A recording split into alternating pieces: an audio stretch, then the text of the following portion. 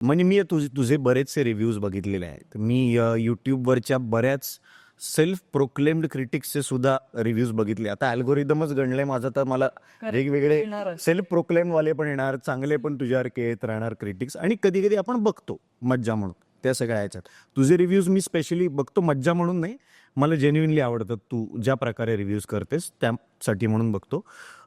खूप असे पण आहेत की ज्यांना माहिती आहे की मी आत्ता या सिनेमावर म्हणजे अशी मस्त बेफाम टीका केली मी, तर मला जास्त भारी व्ह्यूज मिळणार आहेत, असे पण बरेचसे असतात. पण तू तसं करत नाहीस. तू तुझ्या रिव्ह्यूजमधनं मला ओव्हरऑल असा कल दिसतोय की अरे मराठी सिनेमा जाऊन बघा ना.